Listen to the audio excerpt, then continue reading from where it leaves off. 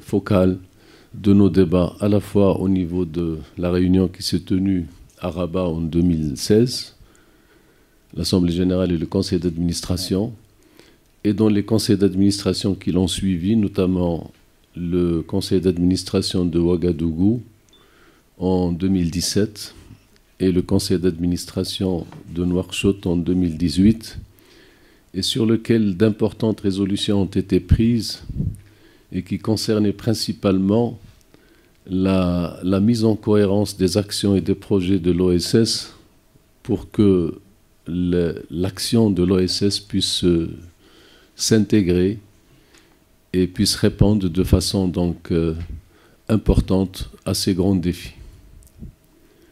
L'un des grands défis que nous avions évoqués, notamment à Ouagadougou, c'était de mettre en cohérence ces actions par rapport aux objectifs du développement durable, parce que quand on lit les 17 objectifs, pratiquement tout est dedans, et même les préoccupations de l'OSS qui sont donc sur la ligne de front de la lutte contre la désertification, la dégradation des terres, les problèmes de l'eau. Bon, tout ceci était important à rappeler. Et le deuxième point qui nous a guidés sur ces dernières années, c'est depuis l'accord de Paris de 2015, comme vous le savez, qui était un tournant important dans la prise en compte de la question climatique. Et 2015 était une année qui était très riche. C'était une moisson extrêmement riche en bonnes nouvelles. Il y en a très peu, donc par les temps qui courent. Mais 2015 nous avait apporté les ODD en 2000. L'objectif 2030, c'était donc ce que les Nations Unies ont approuvé en septembre 2015. Nous avions aussi d'autres bonnes nouvelles, telles que l'accord sur l'aviation civile, l'amendement du protocole de Montréal. Donc il y avait beaucoup de bonnes nouvelles et nous, on se devait donc de nous placer donc à la hauteur de ces défis pour être une partie donc active au niveau de ces grands défis. Il y a eu aussi la réunion de Marrakech, la COP22, qui survenait juste après l'accord de Paris. Et dans cette réunion, rappelons-nous, il y a eu cette grande rencontre aussi qui a réuni les chefs d'État et les chefs de gouvernement africains en marge de la COP22 et qui a donc produit une feuille de route dans laquelle les grandes initiatives ont été évoquées, les initiatives de la Grande Muraille Verte, le lac Tchad, les énergies renouvelables, les 3S, sécurité, soutenabilité et stabilité. Donc toutes ces grandes questions ont été évoquées dans cette feuille de route.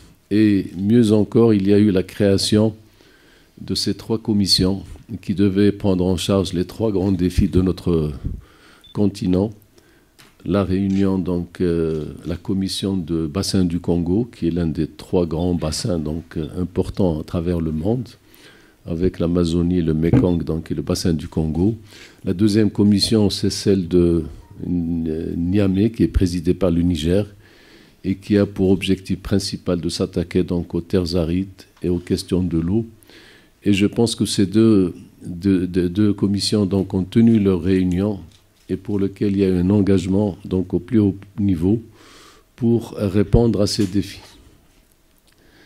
Celle du bassin du Congo, comme vous le savez, les études donc, sont lancées et je pense que c'est un très grand défi que de sauver et de s'attacher donc à la question de l'eau, puisque l'Afrique est un pays qui est très bien doté en eau, mais peut-être mal réparti, mais surtout qui demande donc une opération de gestion qui permette d'avoir un comportement par rapport à cette ressource d'une façon plus responsable et surtout plus durable.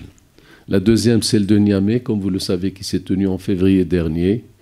Donc le Maroc a pris l'engagement de financer les études de faisabilité de tout ce qui concerne les études sur la dégradation des terres et des sols et d'assurer donc cet objectif, je crois l'objectif 15 des ODD sur la neutralité des sols.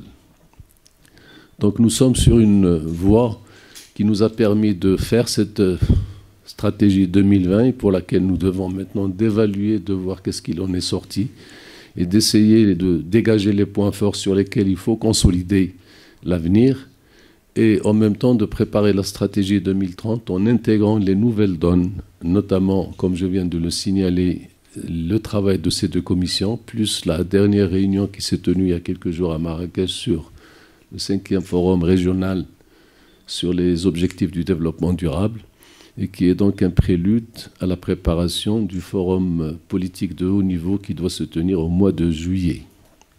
Donc nous sommes dans une période où nous devons donc augmenter en puissance et accélérer pour essayer d'être donc au rendez-vous de ces grands défis. Je voudrais vous remercier tous pour votre contribution, pour l'apport de tous ceux qui travaillent, qui ont travaillé, qui vont travailler au sein de l'OSS. Je remercie notre président du comité d'orientation stratégique, cheville ouvrière, donc pour tous ces grands points d'inflexion que nous devons assurer pour l'avenir. Je remercie l'ensemble des pays par leur contribution et j'espère que nous allons avoir aujourd'hui une réunion extrêmement productive en termes d'orientation et aussi en termes d'action. Merci beaucoup.